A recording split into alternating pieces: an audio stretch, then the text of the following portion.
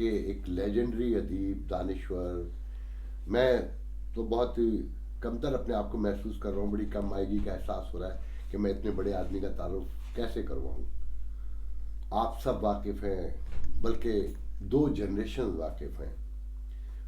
شاید ہی کوئی ہو جسے اردو آتی ہو اور وہ شکیل عادل زادہ کو نہ جانتے ہوں.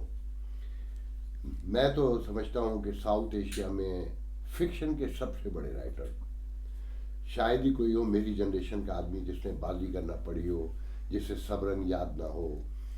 میں نے تو اردو لکھنا صحیح معنوں میں کہنا چاہیے شکیل عادل زادہ کی کہانیاں پڑھ کے سیکھا, بازیگر سے سیکھا, غلام روحیں اور پتہ نہیں کیا کیا مجھے آج یاد آ رہا ہے. ایک عمر کا قصہ ہے پورا.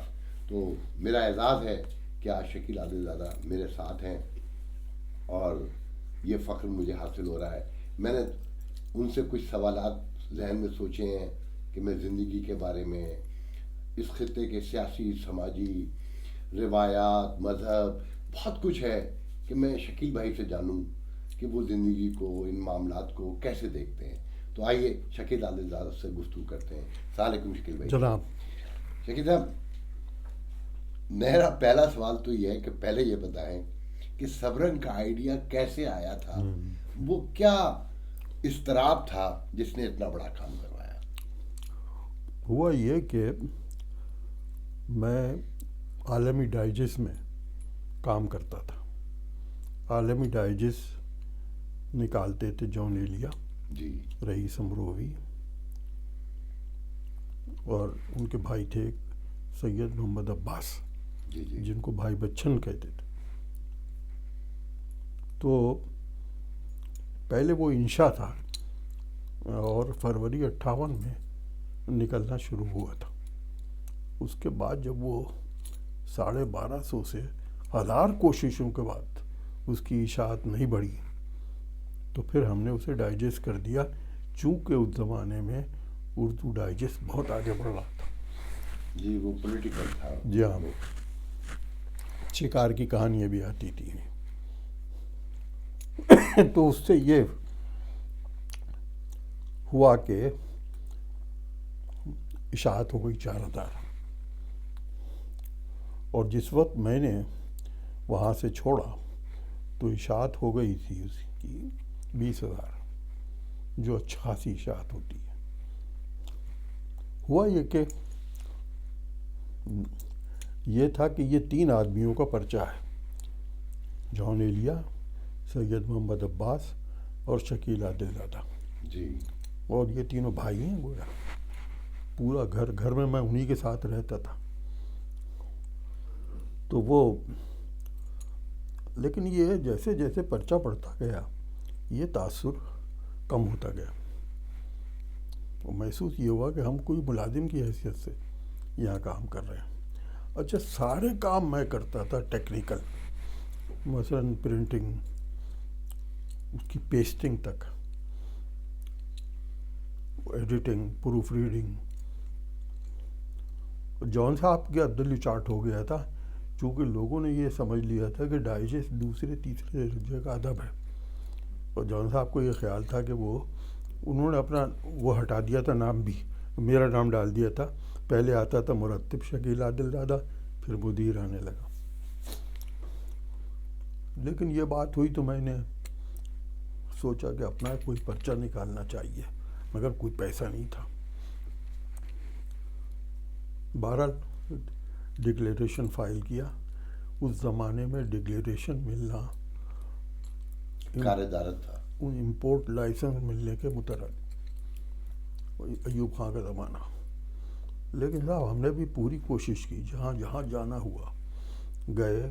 1 یونٹ تھا اور وہ ڈکلیریشن مجھے مل گیا 5 نومبر 1969. 69. 6 نومبر کو میں نے ایک خط لکھا کہ میں یہ چھوڑنا چاہتا ہوں, اگر میرا کچھ بنتا ہو اس رسالے میں تو مجھے دے دیا جائے, اور نہیں تو کوئی حرج نہیں. اس کے بعد جان ایلیا اور भाई अब्बास ने, पापोश नगर में मैं रहता था, बहुत चक्कर लगाए, मैं मिल के नहीं दिया, और मैंने अपने पर्चे का काम शुरू कर दिया। सन 70, मुख्तसर कर रहा हूँ, जी जी जी प्लीज। सन 70 में जनवरी ये रिसाला आया और 5000 की तादाद में शाये हुआ पहला, बिका 3.5। बड़ी कामयाबी थी फिर। हाँ, क्योंकि सब उसमें नाम आता रहता था ना, आलमी डाइजेस्ट में, उसमें मैं लिखता भी था, वैसे भी नाम आता था। तो 3,500 दूसरा हमने फिर छापा, वही 5,000, और वो भी 3,500 बिका। 1,500 वापस, 1,500 का वापस आना, नुकसान का 22। अच्छा, ये पूरा पाकिस्तान कवर कर रहा था? जी हाँ, बिल्कुल। अब उसमें वो हुआ क्या कि हमारा आलमी डाइजेस्ट की वजह से मेरा एडवर्टाइज़र से बहुत अच्छा ताल्लुक़ था, इश्तिहार भी मैं लाता था वो आलमी डाइजेस्ट। अच्छा अच्छा। तो ये इत्मीनान था कि इतनी चीज़ें मैं करता हूँ तो मैं अपना रिसाला निकाल लूँगा।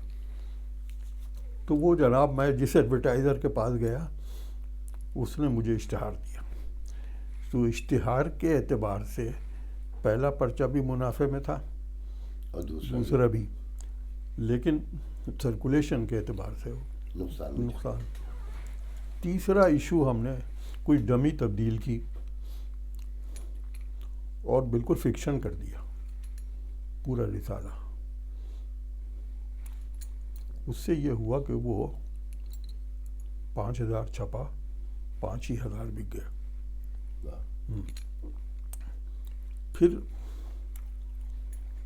6,000, 8,000 एक साल में, यानी दिसंबर 1970 में ये हो गया 20,000। और 1.25 साल के बाद हमने आलमी डाइजेस्ट को क्रॉस कर लिया। दूसरे साल ये हो गया 42,000। अच्छा। तीसरे साल ये हो गया 62,000। 5 साल के बाद ये हो गया 1 लाख। ये रिकॉर्ड जाहिर है। और ये छपा 1.5 लाख से ऊपर, 1.5 लाख तक आपने छापा? से ऊपर। हाँ, 56, 57 जी। आप उसमें जो आपका सोल था उसको निकालने का, एक तो कारोबारी था यकीनन, दूसरा ये था कि अपनी इंडिपेंडेंसी होगी, एक तीसरा जो उसमें मवाद था वो टोटल हमेशा से फिक्शन ही था। हाँ, उस मुकम्मल तौर पे। मुकम्मल। अच्छा, उसमें आप समझते हैं कि सबरंग ने एक तो लोगों को बहुत अपनी तरफ मुतवज्जो किया, खासकर नौजवानों को, एक ख़ास रोमांस था उसमें, एक चाशनी थी ज़बान की, उसमें आपके ख्याल में कोई मैसेज भी था उस डाइजेस्ट में?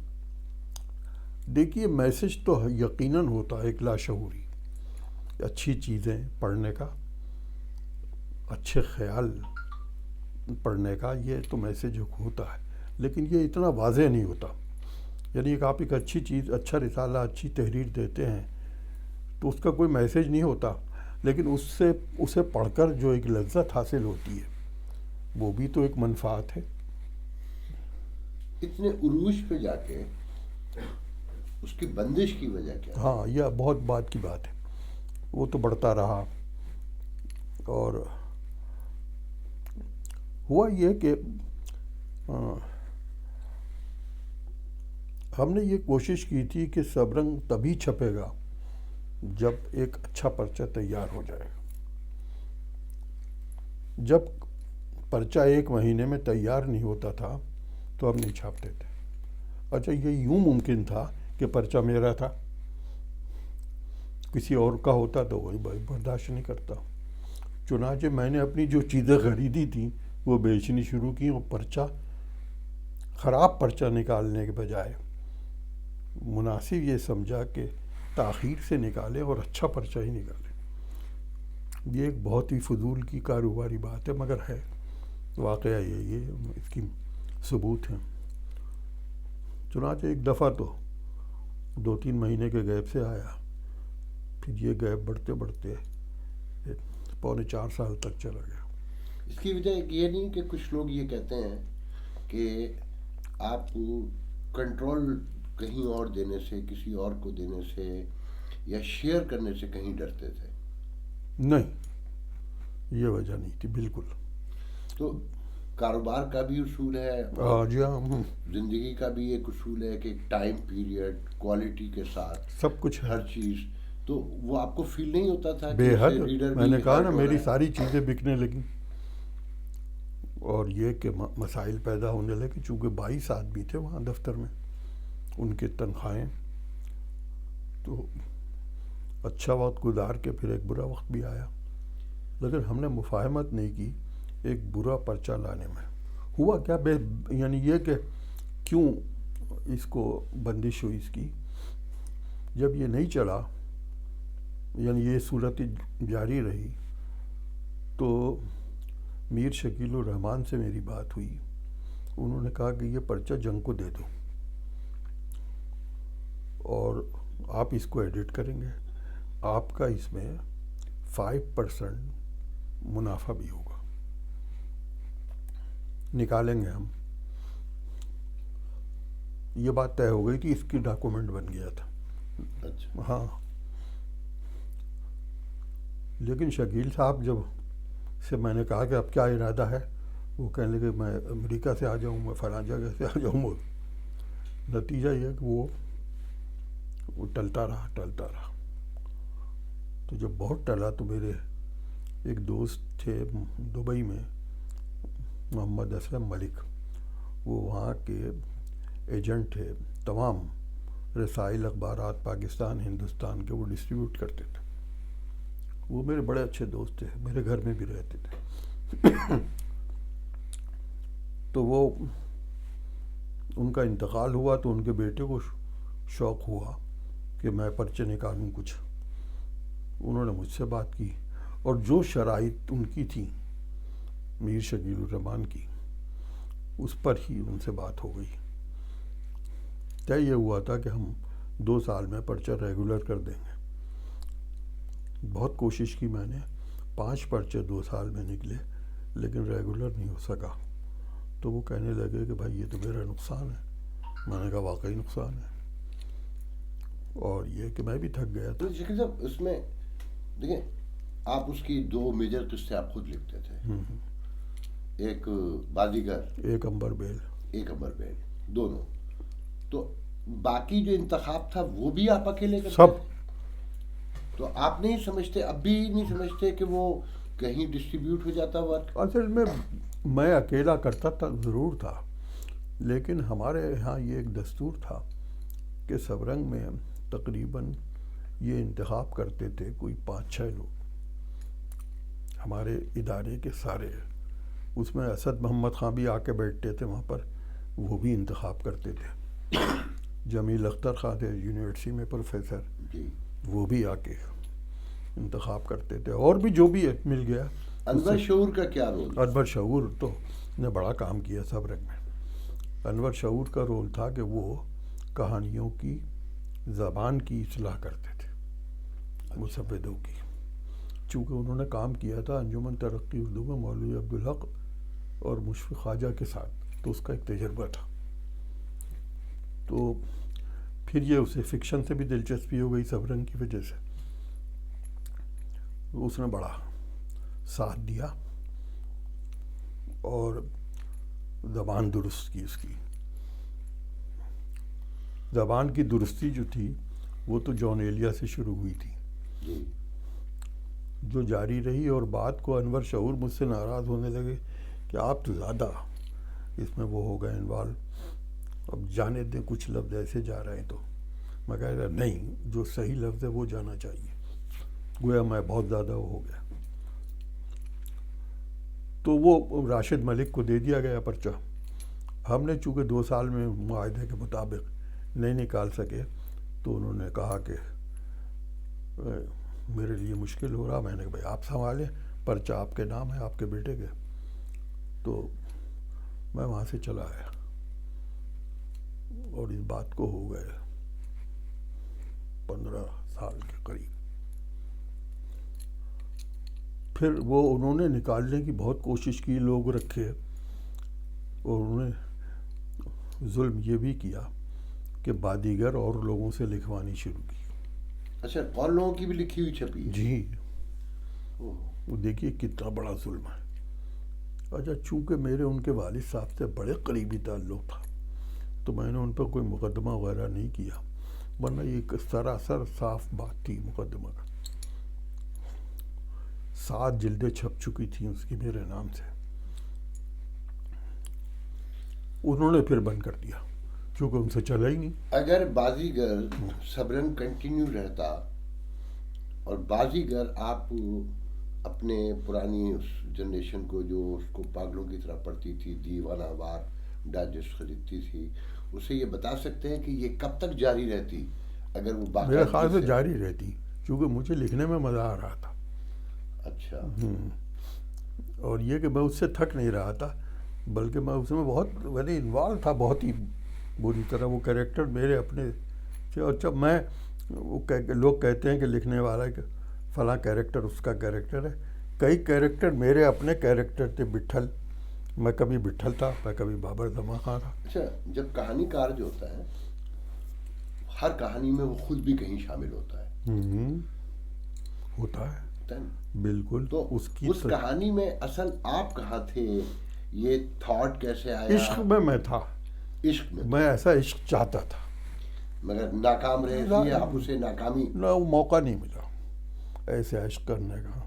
کہ تھی زندگی کی یہ بھی ضرورت، مگر قتیل مجبوریوں نے پیار کی مہلت نہ دی۔ بالکل، تو ہم یہی سمجھیں سے، ہاں بالکل صحیح ہے۔ تو اس لیے آپ انہیں اوے رکھتے تھے دونوں کو، ہاں، کورا کو اور بٹھل بھی میں تھا۔ اچھا، چونکہ بٹھل ہاں، چونکہ میری جو اندر کی خواہشیں تھی کہ میں بٹھل جیسا طاقتور مضبوط ہوں، ایک شخص ہوں، تو وہ بن کے آتا تھا۔ جب آپ وہ لکھتے تھے تو آپ اس وقت بیک وقت بٹھل بھی محسوس کرتے تھے، جی، بابر زمان بھی میں یہی کہہ محسوس رہا ہوں۔ کرتے تھے، تو پھر تو آپ روتے بھی ہوں گے؟ ہاں، روتا بھی تھا۔ ایک دفعہ تو بابر زماں خان کی بہن فیض آباد کے اڈے پر وہ گیا تھا گانا سننے اپنے دوستوں کے ساتھ، تو دیکھا کہ اس کی بہن جو ہے، بچھڑی ہوئی بہن، وہ طوائف کے طور پر سامنے آئی۔ جیسے اس نے اپنے بھائی کو دیکھا، وہ کھڑکی سے کود پڑی۔ جی، اس کو کسی ہندوستانی فلم نے بھی فلمایا بعد میں۔ اس وقت جو بابر زماں کی حالت ہوئی، تو وہ اس میں رونا آیا تھا مجھے۔ یہ جب آپ یہ قسط لکھ رہے تھے تو کہیں یہ خیال بھی آتا تھا کہ ایسا واقعہ دنیا میں کہیں موجود بھی ہو سکتا ہے؟ ہوتا بھی ہے ایسا عشق سننے کو ملا؟ ہاں، ایسا عشق تو ہوتا ہے کہ آدمی جو ہے سب کچھ تباہ و برباد کر دیتا۔ اب اس کا بابر زماں خان کا یہی مسئلہ کہ اس کو دنیا کی کوئی فکر، گھر کی اس کی کوئی فکر نہیں، وہ تو اپنے کورا کی تلاش میں ہے، اپنے عشق کی۔ جب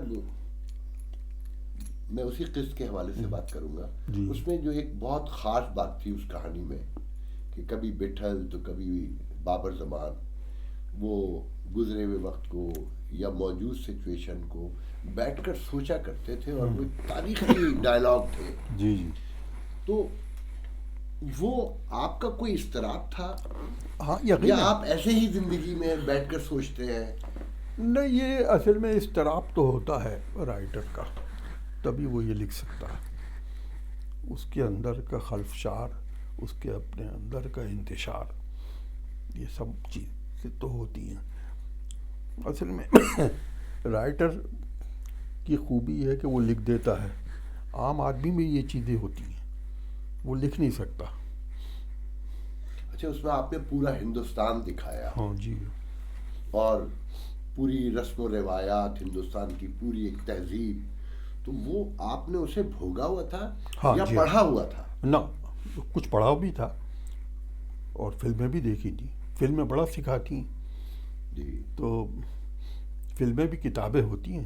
بلا شبہ. ہاں تو وہ بھی وہ میں نے فلمیں بہت دیکھی تھی بچپن میں.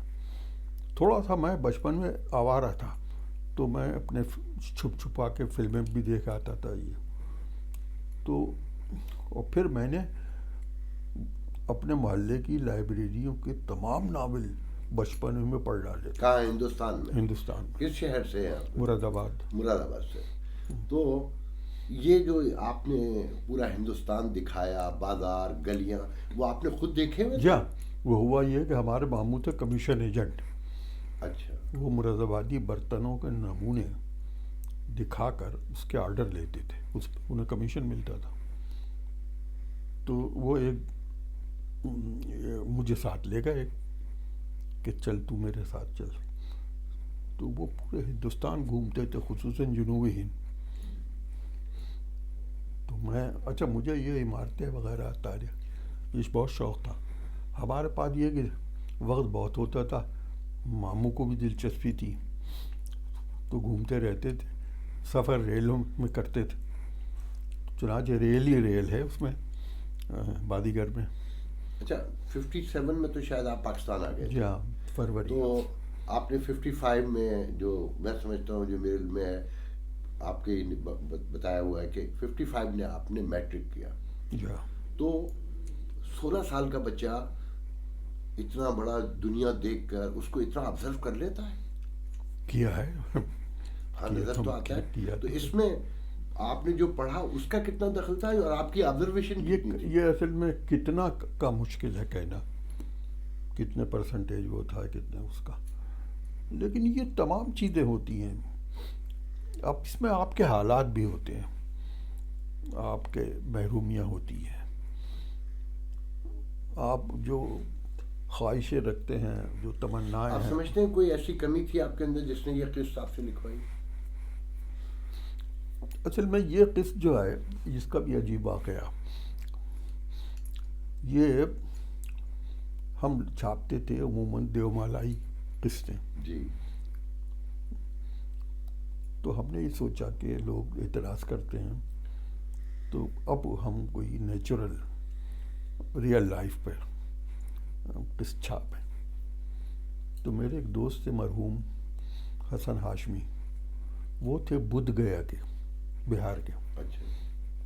اس نے کہا میں لکھتا ہوں. میں نے کہا لکھو. تو اس نے بادیگر لکھنی شروع کی.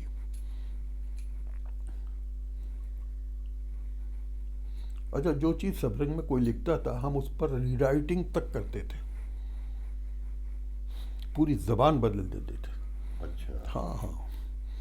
ایون کرشن چندر کی کہانیوں کو بھی ہم نے ایک دفعہ میں نے اس کا آخری پیراگراف نکال دیا، وہ خوش بھی ہوئے.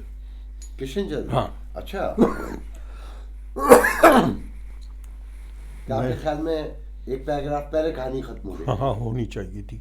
تو میں نے وہ کر دی. تو وہ ان سے میں نے پوچھا کہ آپ کہنے کہ تم نے شکیل بہت اچھا کیا. تو وہ ان سے خط و کتابت میری بہت تھی اور ان کی کہانیاں سب سے زیادہ چھاپی سبرنگ میں. جی. تو وہ اس نے لکھی حسن نے یہ قسط، اس میں کام ہوا. بہرحال وہ آ گئی. دوسری قسم میں جو اتنا کام ہوا تو حسن ذرا سے پیچھے ہٹ گئے، کہنے لگے یار تو ہی لکھ. تو پھر وہ میں نے لکھنی شروع کی اور لکھتا رہا. پھر وہ اس میں لوگوں کو پسند زیادہ آئی تو ہمارا انوالومنٹ بھی بتدریج بڑھتا رہا. آپ اب بھی سمجھتے ہیں کہ تاخیر سے پرچہ نکالنا درست فیصلہ تھا؟ غلط تھا بالکل. پرچہ بر وقت آنا چاہیے، اگر ماہنامہ تو ماہنامہ ہر مہینے آنا چاہیے. اس کا معاملہ سبرنگ کا بالکل مختلف تھا. یہ بالکل کاروبار نہیں تھا. بات کو ثابت ہو گیا کہ کاروبار نہیں تھا. چنانچہ ہم نے نقصان اٹھایا، تمام چیزیں ختم ہو گئیں. آپ کے خیال میں پہلے لوگ زیادہ پڑھتے تھے یا آج کی نسل زیادہ پڑھتی ہے؟ پہلے لوگ. آج کی نسل کم پڑھتی ہے. اس میں تعلیمی نظام کو دخل زیادہ ہے یا لوگوں کی مصروفیات اور ضرورت زمانہ جو ہے وہ بڑھ پوری گئی؟ دنیا بدل چکی ہے. کمپیوٹر کے آنے سے معاملہ بالکل مختلف ہو نہیں گیا. کمپیوٹر پہ پڑھتے ہیں آپ لوگ, فون پہ پڑھتے ہیں؟ نہیں وہ پڑھتے تو ہیں, لیکن کمپیوٹر سے ایک پورا زندگی کا نظام بدل گیا, پورا تصور ہی بدل گیا. اب آن لائن آپ کی تعلیم ہوتی ہے بچوں کی, اس میں مدرسوں میں اور اسکولوں میں. تو ہمارا پورا یہ بہت تیزی سے تبدیلی آئی ہے یہ اس کے بعد, کمپیوٹر کے شکیل بعد. صاحب آپ نے جو بازیگر ہے اس میں جو موضوع ریئل ہے وہ ہے عشق, جی ہاں. جنون. تو عشق کو اگر آپ چند لائنوں میں بیان کریں اپنی سول کے ساتھ تو کیسے بیان کریں گے؟ کیا ہے عشق, محبت کیا ہے؟ دیکھیے, محبت آدمی کی ضرورت ہے, اور جہاں تک میرا تعلق تھا تو میں ایک ایسا عشق چاہتا تھا جو بابر زماں خاں کرتا تھا. میری خواہش تھی کہ کچھ ایسا عشق کروں جس کا مجھے تو موقع نہیں مل سکا. کہ وہ مل کے بھی نہ ملے. ہاں, مل کے بھی نہ ملا. تو وہ عشق تو زندگی کے لیے لازم ہے, وہ ہونا چاہیے. آپ اس مکتبہ فکر سے ہیں جو عشق میں جدائی کو ہی آخر سمجھتے ہیں؟ اصل میں عشق میں جدائی تو ہوگی, لیکن سمجھتے ہیں یہ نہیں. بھائی خواہش تو یہی ہے کہ جدائی نہ ہو, مگر عشق میں تو جدائی ہوگی.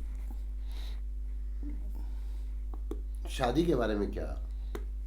بہت بری چیز ہے, معاف کیجیے گا. وہ کیسے؟ یہ اصل میں ایک ان نیچرل انسٹیٹیوشن ہے. ان نیچرل انسٹیٹیوشن. نہ جانے کس نے یہ شروع کیا تھا, ایک مرد ایک عورت. کبھی ایک مرد ایک عورت, اور کبھی ایک عورت ایک مرد سے مطمئن نہیں ہوتے. مگر مذہب تو اسے پابند بناتا ہے. دیکھیے, مذہب کی بات دوسری ہے, پابندی تو پورا. یہ نیچرل ہے یا ان نیچرل ہے؟ مذہب یا یہ شادی ان نیچرل چیز ہے. تو آپ کے خیال میں مذہب ان نیچرل چیزوں کو بھی سپورٹ کرتا ہے؟ قطعاً بہت سی چیزوں کو ہمارے عام زندگی میں جو ہمارے رسم و رواج ہیں, بہت سی ایسی چیزیں ہیں جو ان نیچرل ہیں اور ہم انہیں جاری رکھے ہوئے ہیں. فراز صاحب نے, میں نے یہی سوال احمد فراز سے آج سے 20 سال پہلے پوچھا, تو انہوں نے کہا کہ موسٹ ایکسپینسو پراسٹیٹیوشن جس میں ساتھ نہ بھی سو تو پیسے دینا پڑتے ہیں. جی ہاں, بالکل. تو آپ بھی اسی کے قائل ہیں؟ ہاں بالکل. اور یہ ایک فراز صاحب نے تو آپ کا بہت یورپ میں بہت ذکر زمانے سے شادی کے بارے میں بڑے. آپ کے خیال میں ان نیچرل چیزیں کنٹینیو کرتی ہیں؟ کنٹینیو کرنا نہیں چاہیے, کرتی ہیں. اب شادی جاری ہے کہ کمل کیوں ہے معلوم نہیں. بھائی آپ یقین کریں کہ میں اپنی بیوی کے ہوتے ہوئے 10 لڑکیوں سے محبت کا دعویٰ کرنے کو تیار تھا. میں چاہتا تھا اس سے بھی میری دوستی ہو, اس سے بھی ہو, اس سے بھی ہو. یہ ایسا کیوں؟ مرد کی نیچر ہے. نیچر ہے, بالکل. نیچر کے بغیر کیسے؟ تو گلٹی فیل نہیں ہوتا؟ نہ, بالکل. گلٹی فیل اسے ہوتا ہے جس کے ہاں ان سماجی رسم و رواج کا بڑا اس کی تعلیم تربیت ہوئی ہو. ہماری بھی ہوئی تھی, لیکن ہم ذرا سے ہوش مند بھی تھے. آپ سمجھتے ہیں کہ یہ روایات ہی؟ ہاں, اور کیا, یہ وہی تھی. تو سماج کی تو ایک پابندیاں ہیں, روایات ہیں, وہ دنیا کے ہر سماج میں وہی. اچھا, وہ گلٹ کرتی ہے جو چیزیں آج گلٹ نہیں ہے, کل وہ تھی. بے شمار چیزیں. پردہ کل ہمارے ہاں کی ممکن نہیں تھی کہ ایک عورت جو ہے وہ بے پردہ نکل جائے گھر سے. اگر نکل گئی تو اس کا مطلب ہی اس نے گلٹ کیا. اچھا, پردہ تو پھر واپس آ گیا. ہاں, وہ آ گیا, اس طرح سے تو نہیں آیا جیسے پہلے ہمارے ہاں تو یہ کہ وہ اگر تانگے میں بھی بیٹھتی تھی خواتین تو وہاں ایک پردہ ٹانگ دیا جاتا تھا پیچھے ہی سیٹ پر. یاد ہوگا آپ کو. جی جی, وہ ٹوٹ گیا تھا. اچھا, کیوں پردہ تھا؟ اب بھی ہے, اب بھی لوگ. نہیں, بیچ میں ٹوٹ گیا تھا. ہاں, 70s میں, لیٹ 60s میں, 80 تک. اب مذہب ذرا پاکستان میں نسبتاً زیادہ. اس کی کیا وجہ ہے؟ اس کی وجہ جو ہے وہ سیاسی جماعتیں بھی ہیں، مذہبی سیاسی جماعتیں، اور اس کی وجہ بہت لمبی ہے، بہت دور تک جاتی ہیں. مثلاً یہ کہ ہندوستان میں بھی اب ہندو جو ہیں، جو بڑے عادات خیال تھے، اب وہ مذہبی ہوتے جا رہے ہیں. اور آپ نے دیکھا وشو ہندو پریشد اور یہ جن سنگھ اور یہ اس قسم کی جماعتیں جو ہم کبھی سنتے تھے، وہ وجود میں آ گئیں.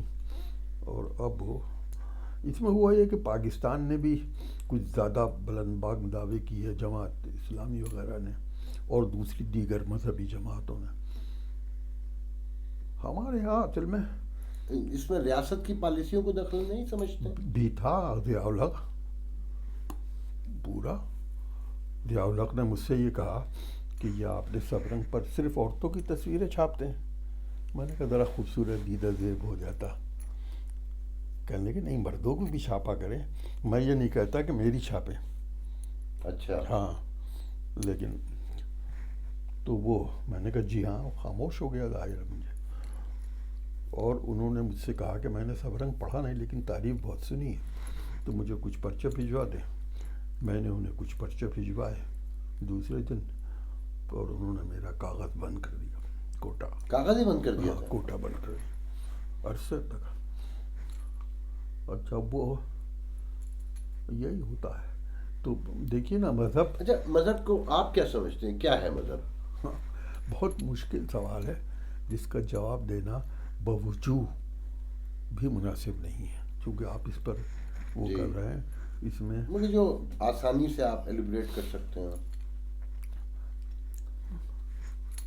جس میں مذہب جو ہے جس میں میری آپ کی دونوں کی عزت بھی محفوظ رہے، جان بھی. دیکھیے مذہب جو ہوتا ہے وہ ہمارا عموماً ہوتا والدین کا. جو ہم اگر سنی گھر میں پیدا ہوئے ہیں تو ہم سنی ہو جاتے ہیں، ہم اگر شیعہ گھر میں پیدا ہوئے ہیں تو شیعہ ہو جاتے ہیں. تو ہمارے والدین ہمیں اڈیلتے ہیں، سکھاتے ہیں مذہب.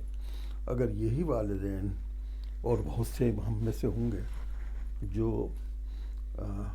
جدید زندگی ذرا سی آزادی کی تعلیم دیتے ہوئے شروع میں جیسے یورپ میں ہوتا ہے، تو اتنا مذہب نہ ہو. اب میں یہ دیکھتا ہوں کہ اب تو عید میلاد النبی کا جو کبھی کبھی بہت ہی رسمی قسم کا ایک وہ ہوتا تھا، اب 10 دن تک ایک وہ ہوتا باقاعدہ. اب جتنا عاشورے کا 10 دن ہوتے ہیں اس میں آپ دیکھتے ہیں کیا کیا ہوتا ہے، بڑھتا جا رہا ہے. لوگ جو ہے نا وہ اگر لوگ اپنی مرضی سے، اپنی عقیدت سے اگر کوئی دن یا کوئی لمحہ مناتے ہیں تو اس پہ ہمیں آپ کو کیوں اعتراض ہو سکتا ہے؟ نہیں، ہمیں اعتراض نہیں ہے، ہمیں شدت پہ اعتراض ہے. ہمیں فاشیت یہ جو ہوتی ہے اس پہ اعتراض ہے. ہمیں سفاکی پر جو ہو جاتی ہے، آپ دیکھتے ہیں لوگ مرتے ہیں مذہب کی وجہ سے، ایک دوسرے کو مارتے ہیں. اب یہ کیا ہوا ابھی آپ کا 10 آدمی جو تھے ہزارہ خاندان کے، اس لیے کہ وہ شیعہ تھے، مار دیے گئے. کوئی وہ اٹھے گا شیعہ، وہ سنی کو مار دے گا. یہ جو ریاست پاکستان ہے، مسلمان متحدہ ہندوستان میں زیادہ پریشان تھے یا آج زیادہ پریشان ہیں؟ مسلمانوں کے ساتھ ایک مسئلہ ہوا. متحدہ ہندوستان میں اس وقت ان کی تعداد ہوتی کوئی 62 کروڑ. بنگلہ دیش کی 20، پاکستان کی 20-22 اور ہندوستان میں رہ جانے والے مسلمانوں کی. اب ہوا یہ کہ وہ جب پارٹیشن ہوا تو ان کی تعداد 3 حصوں میں تقسیم ہو گئی. 25 سال بعد بنگلہ دیش بن گیا. جی. وہ ادھر یہ پاکستان اور ادھر ہندوستانی مسلمان، وہ تو بالکل ہی بیچارے تیسرے درجے کے شہری بن گئے. یعنی ان کی بات لوگوں کی کوشش ہوتی ہے کہ وہ ہندو نظر آئیں. کوئی ایسی واسکٹ پہنتے ہیں، وہ کھدر کے کپڑے پہن لیے کچھ. یہ میں بالکل سچ کہہ رہا ہوں. جی جی. تو وہ مسلمانوں کا جو اجتماعی ایک وہ تھا، اتحاد ہوتا، ایک طاقت ہوتی، وہ تو ختم ہو گئی. اب آپ آپس میں بھی لڑتے رہے. بنگلہ دیش سے آپ کی لڑائی، ہندوستانی مسلمانوں کے لیے آپ کچھ نہیں کر سکتے. بتائے کچھ کر سکتے ہیں، لیکن اگر آپ متحد ہوتے تو کر سکتے تھے. وہ تو چلے ایک حادثہ تھا، ایک واقعہ تھا، ایک تحریک تھی، جو بھی اسے آپ نام دیں. مگر کیا جو موجود پاکستان ہے اس کو آپ دیکھتے ہیں کہ یہاں مسلمان سکون سے ہیں؟ یہاں بالکل نہیں ہے، سکون سے نہیں ہے. اصل میں مسلمان لفظ یہاں انسان سکون سے نہیں ہے. اب مسلمان غلط ہو جائے گا. یہاں پر کہاں سکون ہے؟ روٹی نہیں ملتی لوگوں کو، مزدوری کرتے ہیں، تعلیم نہیں ہے بالکل. آپ دیکھ رہے ہیں کیا حالت ہے. اس کا ریزن کیا ہے؟ اس کا ریزن جو بڑا ہے، دو میں سمجھتا ہوں. ایک تو کثرت آبادی، دوسری جہالت. اس کا ذمہ دار؟ اس کے ذمہ دار آپ ہیں، ہم سب ہیں. ایک اسٹیٹ ہوتی ہے، عام آدمی تو عام آدمی تصور ہوتا ہے. اس کے ذمہ دار آپ کے لیڈر ہیں تمام. انہوں نے کام ہی نہیں کیا اس ملک کے لیے. بدقسمتی سے شروع میں جو لیڈر تھے وہ انتقال ہو گیا. آپ اس میں، اس ساری صورتحال میں اس خطے کے ادب کا کیا رول دیکھتے ہیں؟ وہ دیکھیے، آپ نے ابھی ایک سوال کیا تھا کہ متحدہ ہندوستان، اس وقت جو سب سے بڑا نقصان ہوا ہے وہ ہوا ہے اردو زبان کا. اردو زبان عموماً مسلمانوں کی زبان سمجھی جاتی. اب ہندوستان میں نئی نسل کا کوئی نوجوان اردو نہیں جانتا.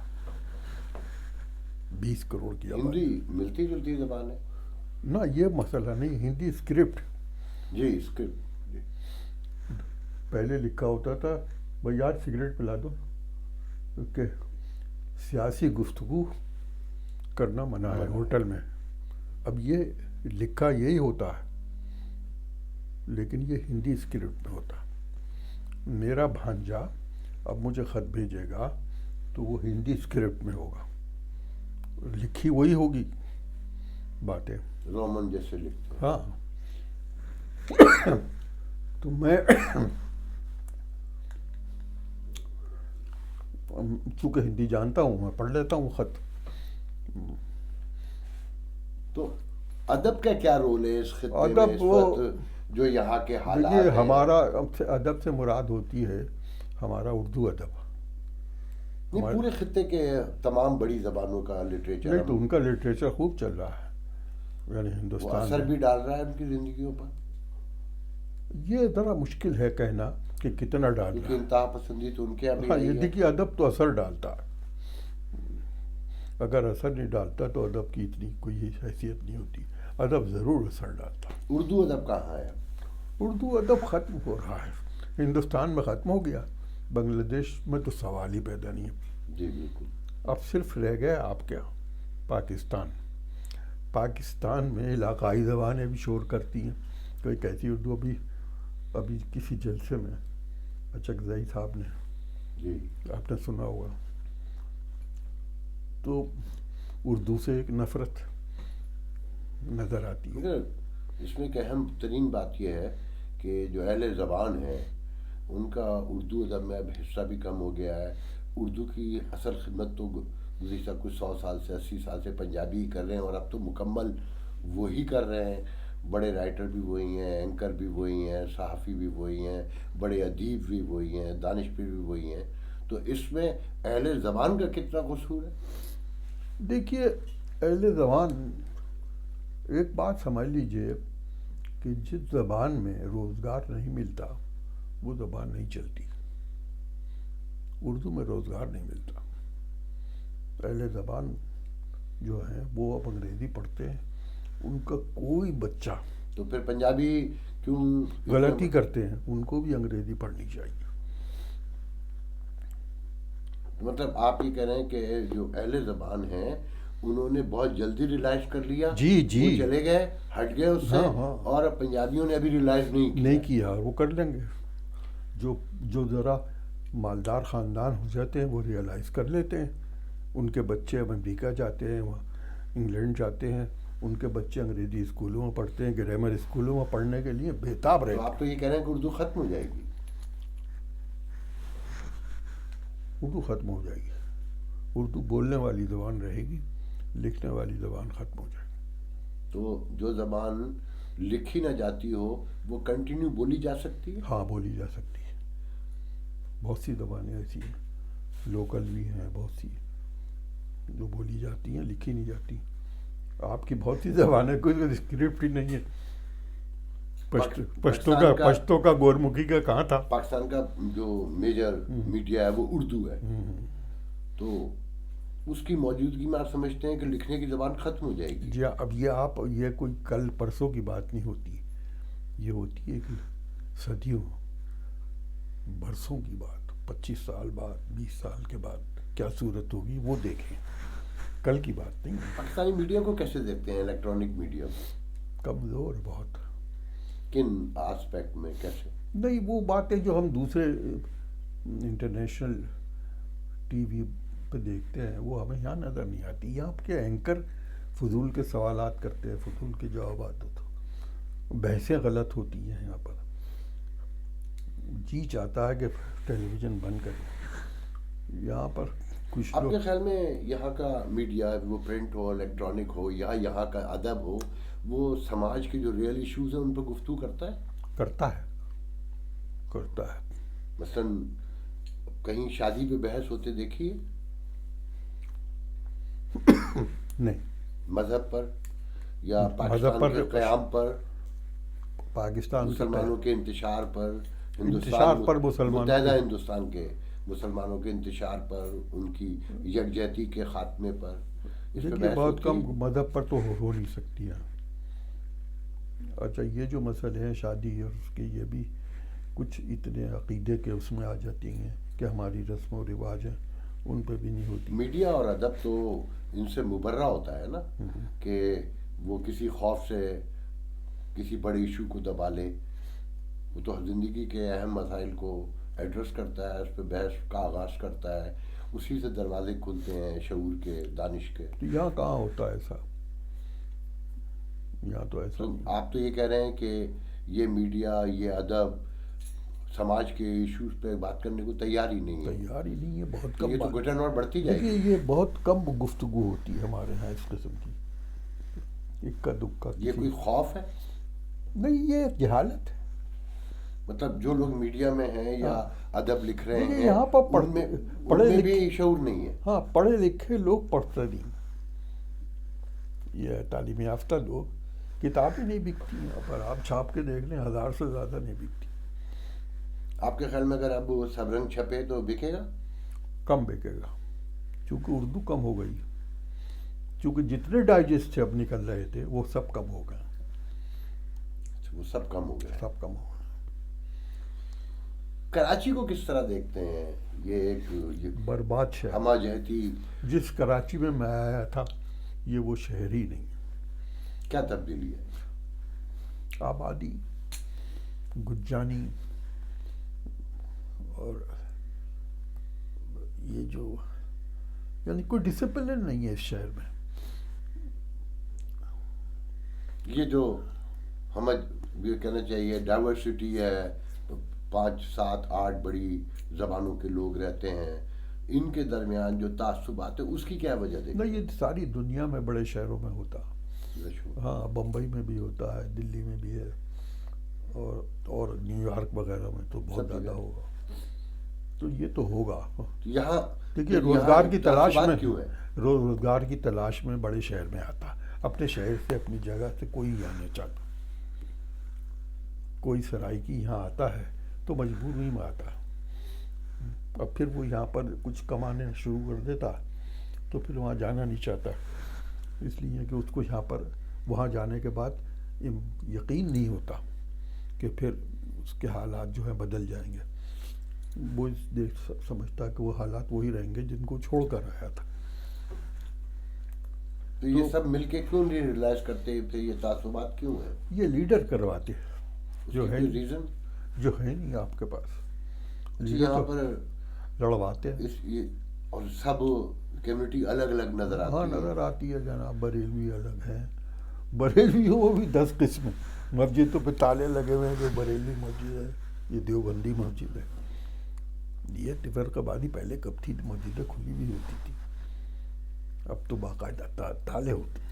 اچھا، یہ آپ نے اچھا کہا کہ ایک طرف مذہب کا زور بہت ہے جی، مگر یہاں جو ایک عام بحث ہے کہ جھوٹ بھی بڑھ گیا ہے، جہاں فراڈ بھی ہے، دھوکہ بھی ہے، ملاوٹ بھی ہے، رشوت بھی ہے، ہر قسم کی بے ایمانی ہے. اس کی کیا ریزن سمجھتے ہیں آپ؟ دیکھیے ساری جو وجوہ ہوتی ہے ان میں بہت بڑی وہ ہوتی ہے ریاست، حکومت. وہ ہماری کمزور آتی رہی اور انہوں نے اس طرف توجہ نہیں کی کہ بھائی اب آپس میں الجھتے رہے اور کہ یہ حکومت اس کے پاس نہ جائے، میرے پاس رہے. اس میں وہ ہوتا رہا لیکن لوگوں کے لیے کام نہیں کیا. آپ کے خیال میں یہ ریاست مینیجیبل ہے اب؟ نہیں، یہ مینج تو رہے گی. بقول فیض صاحب کے ان سے سوال کیا گیا تھا نا کہ کیا مستقبل ہوگا، ان کا یہی ہوگا. ڈر یہ ہے کہ چلتا ہاں چلتا رہے گا. تو آپ سمجھتے ہیں کہ یہ ایسی ہاں کنٹینیو؟ ایسے ہی چلتا رہے گا. تو حالات تو خراب ہو رہے ہیں، کل گزرے ہوئے کل سے آنے والا دن اور خراب ہوں گے، اور خراب ہوں تو گے. کچھ نہیں کہا جا سکتا کہ پاکستان کی موجودہ جغرافیائی حیثیت یہ رہے نہ رہے، چونکہ باقاعدہ مسئلے ہیں. مطلب آپ یہ سمجھتے ہیں کیسا ہو سکتا ہے، ہوا ہے، پھر وہ خطرہ درپیش ہے. پھر بھی درپیش ہے. اس کے بعد ساؤتھ ایشیا کے مسلمان کہاں کھڑے ہوں گے؟ وہاں عذاب میں ہوں گے. کہاں کھڑے ہیں؟ اچھا شکیل صاحب، عشق ٹوٹنے والی روایت ہے یا کنٹینیو کرتی ہے؟ عشق جی، عشق جو ہے وہ اس کا کوئی ایک فلسفہ نہیں ہوتا کہ وہ ٹوٹنے والی روایت ہے یا نہ ٹوٹنے والی. مختلف لوگوں کے مختلف وہ اس میں تجربے ہوتے ہیں. تو عموماً ہمارے ادب میں یہ سمجھا جاتا ہے کہ عشق کا مطلب ناکامی ہے، عشق کا انجام ناکامی ہے. ہوتا عموماً یہی ہے. اچھا، عشق کبھی یوں بھی زیادہ ہوتا ہے. عشق میں ضد کا عنصر بہت شامل ہے. اچھا، بلکہ میں تو یہ سمجھتا ہوں کہ عشق ایک ضد ہے. تو اپنے آپ سے، سماج سے، اپنے آپ سے اپنے آپ. ہاں ضد. تو اب اس میں کچھ حاصل ہو جاتا تو وہ پھر عشق کی وہ کیفیت ہی حاصل نہیں ہوتی. جب یعنی آپ کو کسی سے عشق ہے اور وہ آپ کو حاصل ہو گیا وہ شخص.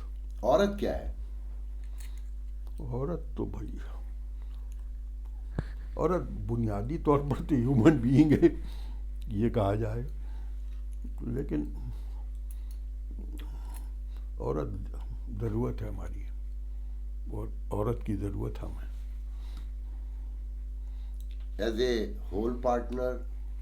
اور ہول پارٹنر نہیں، ہول پارٹنر نہیں، ہول پارٹنر نہیں، ضرورت ہے بس. جیسے پہلے تھا دنیا میں. اصل میں یہ دنیا تو آپ یہ کہہ رہے ہیں کہ مطلب پورا انسان تصور نہیں کرتے آپ؟ کس کو؟ عورت کو. نہ بالکل پورا انسان ہے، پورا انسان. نہیں، آپ نے کہا نا کہ آل آسپیکٹ میں نہیں، ایک ضرورت ہے. نہیں، عشق کے بارے میں کہا تھا. عشق کے بارے میں. ہاں، لیکن اس خطے میں عورت باقاعدہ. مگر اس خطے میں آپ سمجھتے ہیں کہ عورت کو ابھی ایک مکمل انسان تسلیم کر لیا گیا ہے؟ قطعاً نہیں، قطعاً نہیں، اس بلکہ کو یورپ میں بھی کہاں پوری طرح تسلیم کیا گیا، لیکن عورت میں وہ تمام تر صلاحیتیں موجود ہیں جو ہمارے مرد میں ہیں، وہ ثابت ہوتا ہے. آپ دیکھ لیں اندرا گاندھی سے لے کے گولڈا مائر تک، اور کتنی عورتیں انہوں نے جتنے بڑے بڑے کام کیے، کیوں کیے ہیں؟ وہ کر سکتی تھی. اس طرف آپ کوئی پیش قدمی بھی دیکھتے ہیں مرد معاشرے کی طرف سے ہاں ہوئی ہے، کہ انہیں آگے مزید ہاں لایا ہاں جائے؟ ہوئی ہے. آپ دفتروں میں کام کرتی ہیں بچیاں، اور سوری، مگر وہ ایک شہری مخصوص علاقوں تک، جو ایسے تو اور کسان عورتیں ہوتی نہیں، ہیں دیہات گاؤں میں بھی، دیہاتوں میں. دیہات میں تو خیر شروع سے کرتی تھی مردوں کے ساتھ، جی. لیکن شہروں میں یہ صورت حال بھی نہیں تھی جو اب ہے. آپ دیکھیں کہ پہلے شادی کی تقریب میں زنانہ حصہ یہ ہوتا تھا، مردانہ یہ ہوتا تھا. ایک شامیانہ کچا ہوتا تھا، ادھر خواتین. اب ایسا نہیں ہے، کسی کسی جگہ اب بھی ایسا لالو کھیت میں. وطن کا کیا تصور ہے آپ کے دماغ میں؟ اصل میں وطن کوئی چیز نہیں ہوتی ہے، معیشت سب سے بڑی چیز ہے. آدمی چھوڑ دیتا وطن، ذرا سی معیشت کی بحالی کی امید ہو، وطن چھوڑ دیتا. آپ یہ دیکھیں نا، پھر یہ مٹی سے محبت، ہاں یہ سب خواب، اب ایسی ہے بھائی، یہ تو چیزیں یہ فکر یہ افسانہ ہے. ہاں یہ افسانہ ہے. دیکھیے نا، آپ کے اب کتنے لاکھ لوگ پاکستان کے 10 ملین 10 ملین باہر ہیں.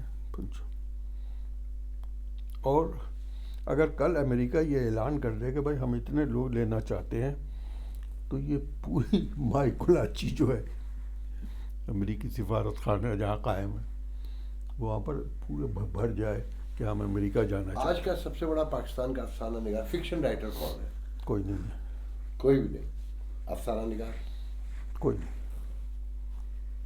کوئی آپ کے ذہن میں ادب میں بڑا نام آ جو سکتا ہے نثر کسی اچھی وقت بھی. لکھ رہا ہو؟ دیکھیے کبھی کوئی چیز بننی ہوتی، لوگ آتے رہتے ہیں اور چیزیں آتی رہتی، لیکن ویسے بھی اردو میں بہت کم بڑے ناول لکھے گئے ہیں، میرے خیال سے 10-15 بس. بس. ہاں سب بڑے سے بڑا ناول. ناول کون سا ہے آپ کے نظر؟ دیکھیے قرۃ العین ہے، کاک کا دریا کو لوگ کہتے ہیں، خدا کی بستی کو لوگ کہتے ہیں، اداس نسلیں کو لوگ کہتے ہیں.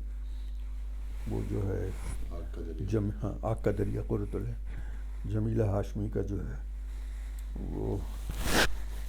تو یہ چند ہیں بس ناول نگار. آپ بتا دیں اردو شاعری کو کہاں دیکھتے ہیں؟ اردو شاعری بہت اوپر کی طرف. یہی تو مسئلہ ہے کہ شاعری خوب ہو رہی ہے. جب زبان گراوٹ کا شکار ہے تو شاعری کیسے بڑی ہو رہی ہے؟ پتہ نہیں شاعری کیوں. دیکھیے میں بھی گیا تھا اسلام آباد کوئی 2-2.5 سال پہلے، تو وہاں ایک مشاعرہ ہوا، اس میں مجھے بھی لے گئے تھے انور شعور. تو وہاں جناب جو پنجاب سے آئے ہوئے، دیہات سے آئے ہوئے لوگوں نے شاعری سنائی.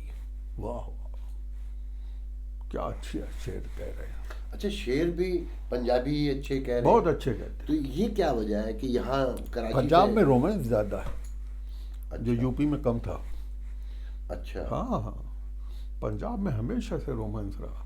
چنانچہ افسانے ناول وہیں نظر آتے ہیں. کرشن چندر وہ زیادہ براڈ بھی ہے. جی ہاں.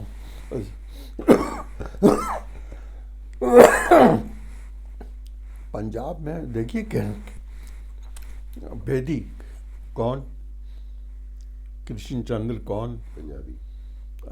بلونت سنگھ کون،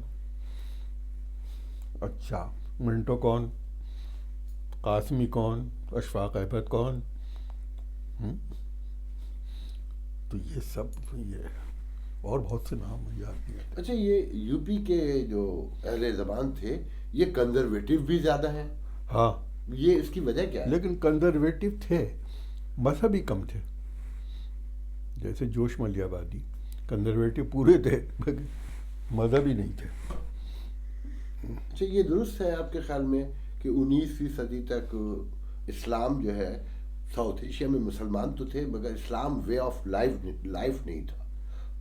کسی حد تک صحیح ہے، کسی حد تک صحیح ہے یہ. وے آف لائف نہیں تھا. تو اسے کیسے وے آف لائف میں کنورٹ کیوں کیا یہ گیا؟ مولویوں نے کیا ہے، اب تو ہندوستان کے مسلمان بھی مولویوں نے کیا. ہندوؤں سے مخاصمت بڑھتی گئی، آپ مذہب کی طرف زیادہ مائل ہوتے گئے. یہ ہوا سکھوں سے لڑائی ہوئی، آپ کی مذہب کی طرف زیادہ مائل ہوتے. تو یہ بھی ہوا. سب چیزیں یہ آپ کے سامنے کی. اچھا، ہر انسان کا ایک اپنا کانسیپٹ ہوتا ہے. میرا یہ آخری سوال ہے، جب خدا کا نام آپ کے ذہن میں آتا ہے آپ کیا سوچتے ہیں، کیا ہے خدا؟ سچی بات تو یہ کہ جو خدا ہم کو ہمارے والدین نے اور ہماری سوسائٹی نے بتایا ہے ہم وہی سمجھتے ہیں، لیکن سوال رہتے ہیں باقی کہ خدا ہے کیا، کس طرح کا ہے. یہ سوال تو باقی رہے. اچھا، یہ رہتا ہے خدا کون ہے، یہ کائنات کیسے بنی. کائنات کا نہ سمجھ میں آنا ہی خدا کی موجودگی کی دلیل ہے. واہ، ہاں، اجازت دیجیے. بہت شکریہ سر، تھینک یو.